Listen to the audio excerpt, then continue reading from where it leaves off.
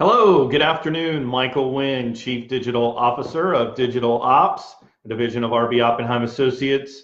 And I'm joined by Katie Lilyfield. Thank you, Katie Lilly. Sorry, I like Katie Lilly, for joining me as we discuss, this is episode 5, as we discuss the book Traction by Gino Wickman. Yep, right here. So, my sticky notes. even though this is episode 5, we're really wrapping up chapter 3 because chapter 3 was packed with so much incredible information. It really paints the picture of and helps the readers who've gone through the book to be able to put together their vision traction organizer, which is known as the VTO. So we'll come back to that, but let's dive into where we left off. And what we're going to cover today, guys, is mapping out your 10-year target, your 3-year picture, and your 1-year plan. And I thought it was really interesting, especially right now, Katie, I feel like, if you're a business and you're trying to think about what your business looks like 10 years from today, I know. like people who went through this book in the year 1999, right, and we're trying to think about what was their business going to look like 10 years from now. Right. There was one really big piece yeah. in the world that didn't exist. Right. Was the internet. Mm-hmm. Right. That's impacted your business huge. Right. It's in fact, it's probably one of the core pieces of your business. Right. You talk about that in a minute. Yeah. But for businesses today, if you're trying to think about your 10-year plan, I think this is where most businesses need to understand what is disruption and how is disruption, impacting industries in all verticals. Like transportation was disrupted by Uber,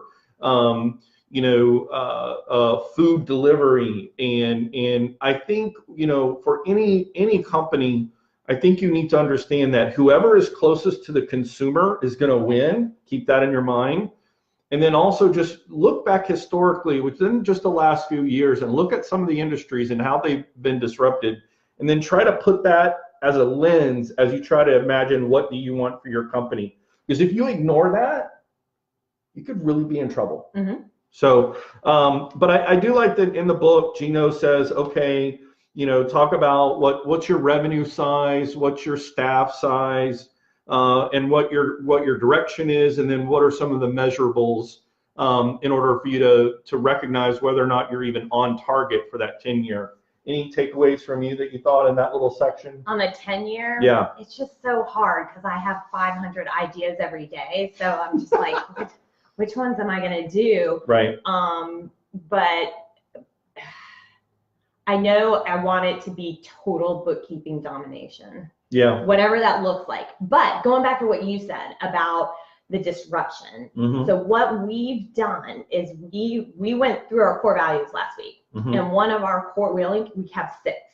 And one of them is growth oriented. Yes. And right. And then we had bullets under that. And one of those is we embrace change. And I feel like if we can create that culture of embracing change, that's just what we do. We're always looking for, is there an app that can automate that? And we think that's fun. We're like, I think we can find an app that'll do this. And then we automate that process. And if that's just our culture and our way of doing things, then I think that'll help us really push through any type disruption that may happen in the next 10 years. So I feel like that those kind of go hand in hand in that if you develop a culture that embraces that, you'll be more resilient to whatever the change is that's coming our way. Yeah. Because I agree that it's hard to say where you're going to be in 10 years, but I do know it's going to be, I don't know, we created our accountability chart too in such a manner that we know exactly how to grow based on that accountability chart and at what point. So we know, okay, when we hit this many bookkeepers and this many hours, that's when we need to bring on another bookkeeping manager. Mm-hmm. That's when we, so that kind of helps too with the 10-year growth of how to do that. Yeah. But as far as where do I want to be in 10 years, I don't know. I'll just be getting my youngest off to college by then.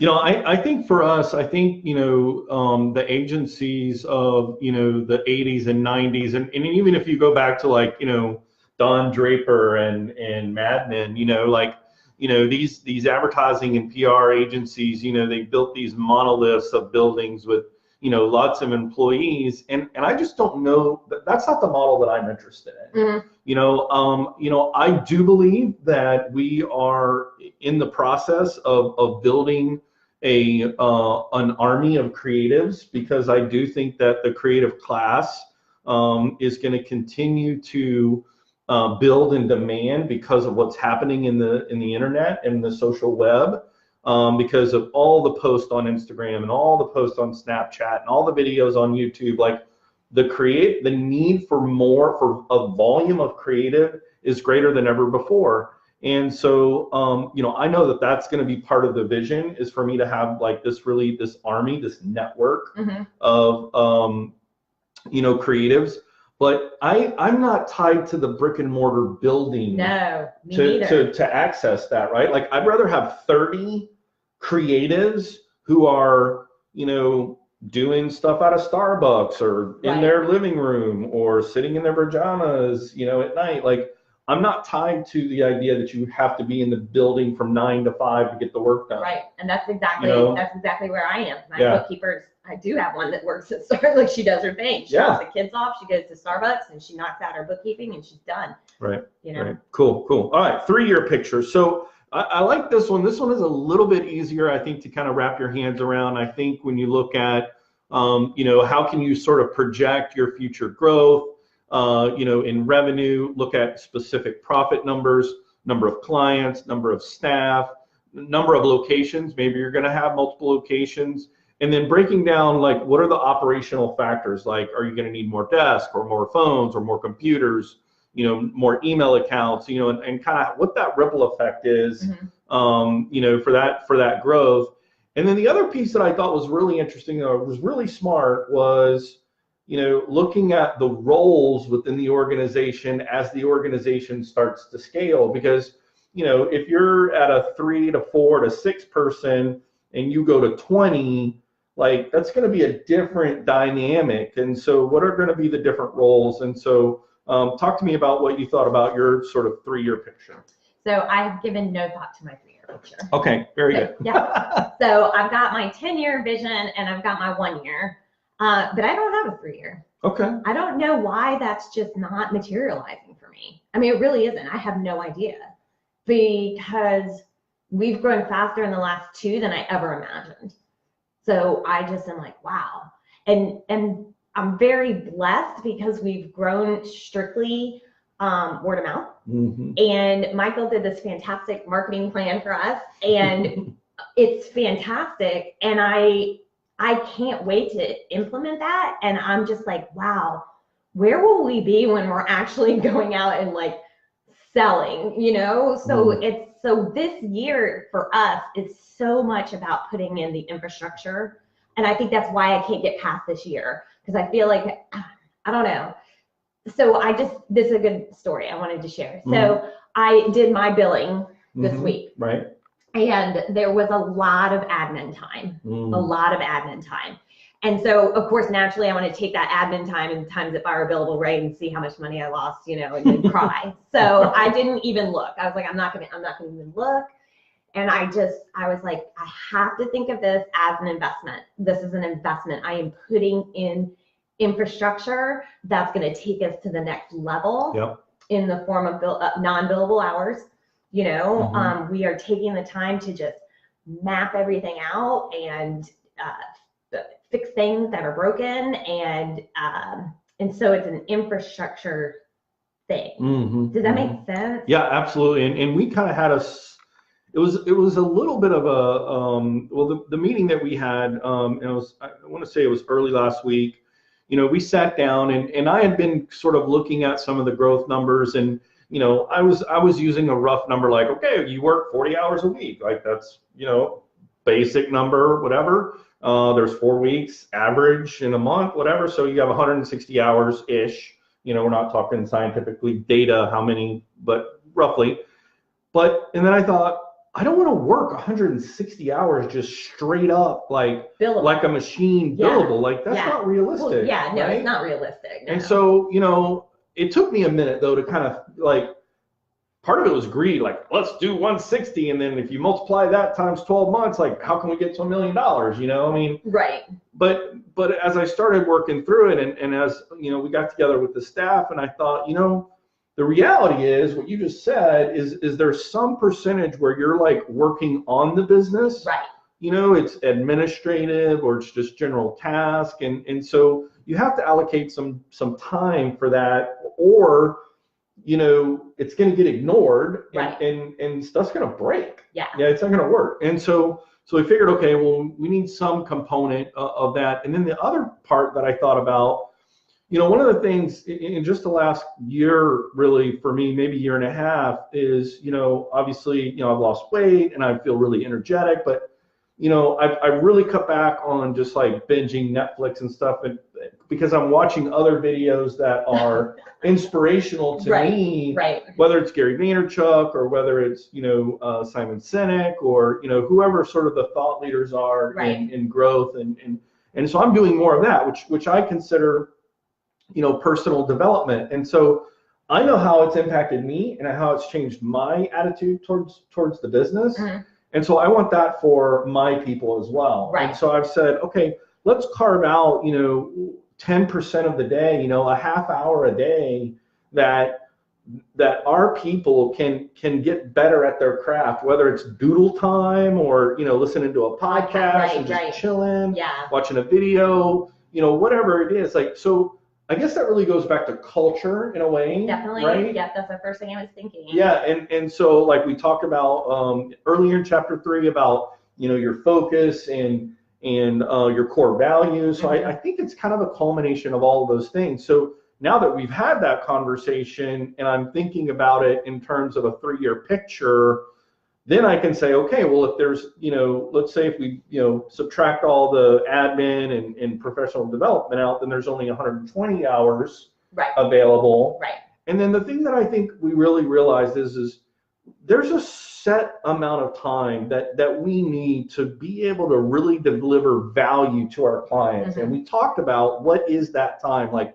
where's the minimum threshold to provide maximum value, right? And so we established that. And what we realized was it's just not realistic for one person to be able to handle, you know, more than 8 clients at a time and really provide value, you know? And so we were like, okay, well, if that's the case, then, you know, how does that affect our billing and our per hour rate and our packages and our services? And so it really started to domino and unfold on itself. And it can get very overwhelming. Well, it was clear. You're like, where do we start? No, where do we start? Well, it was clarity though for us, because that's good. You know, because we were like, oh my gosh, yes, this is what we want. This is the direction we want to go to, where we provide maximum value to our clients while not burning them out. Yeah. Right? Well, I forget who it was, but there's a self-help person and they call it sharpening the saw. That's maybe Covey. Oh, okay. Yeah. Stephen Covey. So he talks about sharpening the saw, and that sounds like what you're wanting to do is, you know, really, if you're a creative agency and you value creativity, you need to walk the walk. Yep. You know, and I do the same thing. So I listen to podcasts about QuickBooks Online when I'm driving home. Nerd out. Totally nerding out. Right. So I get that.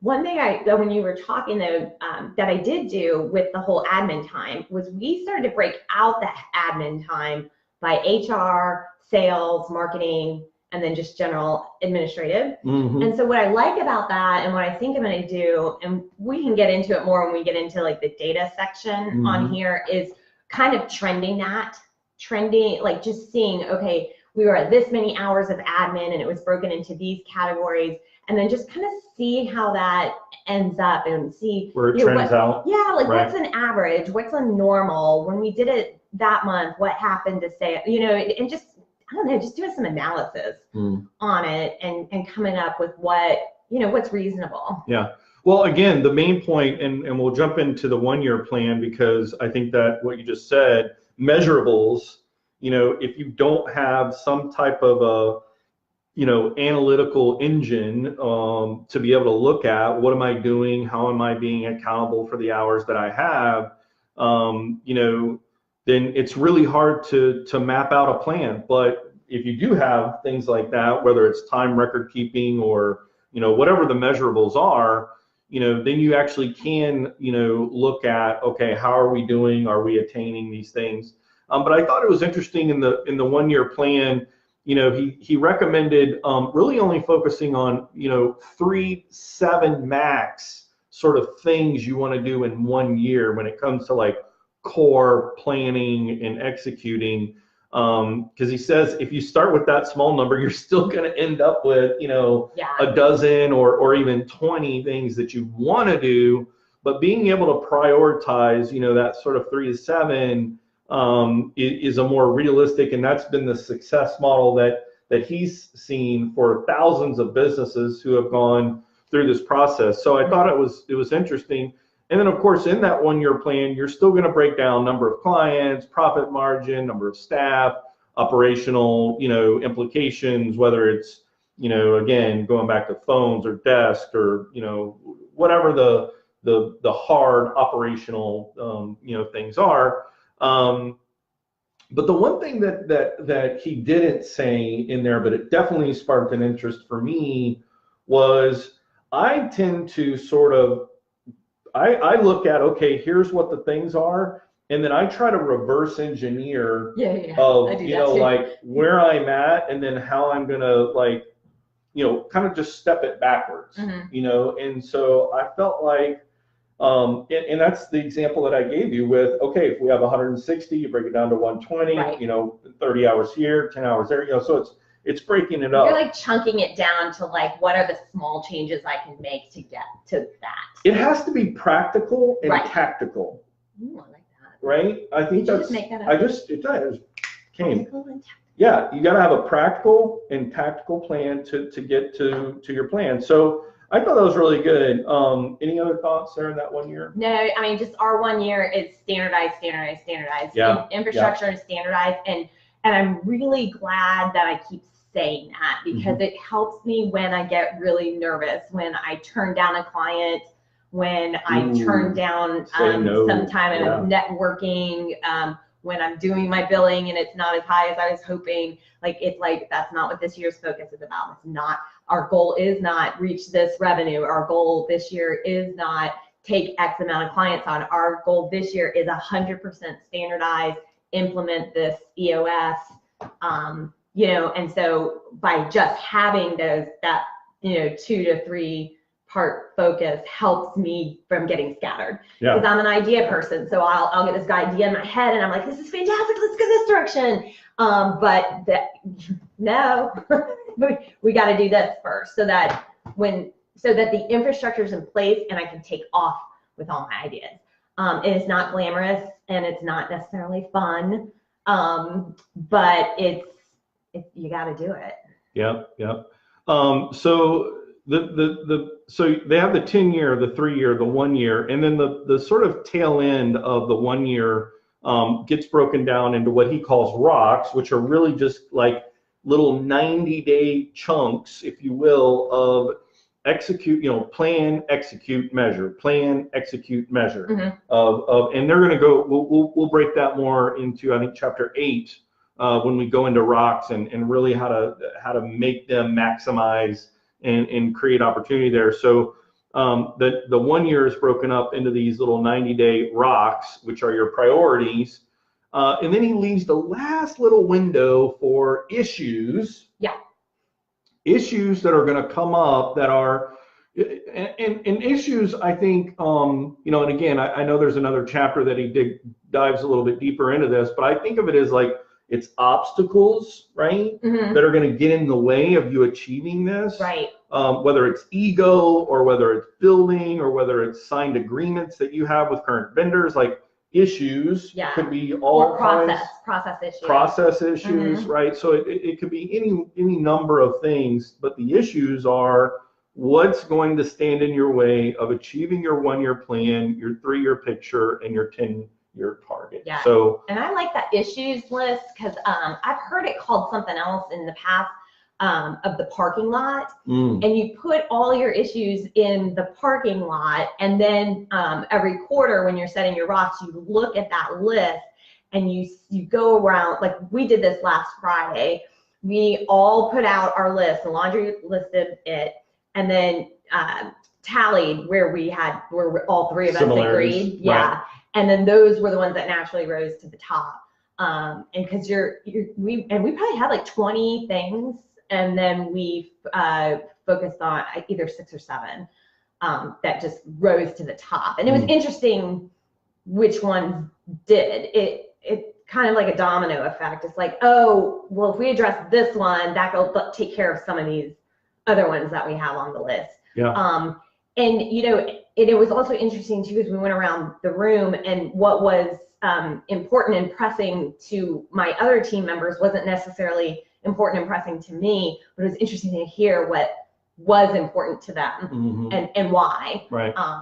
So that, just to have that perspective of something that's maybe in my blind spot. Blind spot, right? Right. Yeah. So so again, I'm gonna put this up here and see if the camera can get it there. I think, yeah, look at that. Okay, so this is the Vision Traction Organizer, and as you can see, it really paints a one-page picture of everything Chapter 3 talks about. So it's got your value, your focus, your 10-year target, your marketing strategy, your 3-year picture, your 1-year plan, your rocks, and your issues. So literally your entire organization is mapped out in a vision and traction, how it's going to happen, in an organizational one-page chart that everyone can see that's in your leadership. This, guys, is really the ultimate piece in my mind of what Chapter 3 does. Is it allows you to have this one-page thing, because I mean, you've probably seen business plans, and they can be 30 and 40 pages long, and they're just so overwhelming. But when you can put everything down on one page in one chart and sort of see, it allows you a 30,000-foot perspective, and at the same time be able to peek into just little nuances that are a part of the plan. Right. It's absolutely incredible. This is my favorite part, guys. VTO. Yes, VTO. is incredible. Guys, that is going to wrap it up for us today for episode 5, as we've covered the book Traction by Gino Wickman. Next week, we're going to start with chapter 4. The people. All right. Yeah. All right. So very excited. Guys, thank you again. My name is Michael Winn. I am the Chief Digital Officer of Digital Ops, a division of RV Oppenheim Associates. Thank you, Katie Lilly from Lilyfield Accounting Solutions, for joining me. And you guys have a great weekend. Catch you on Monday.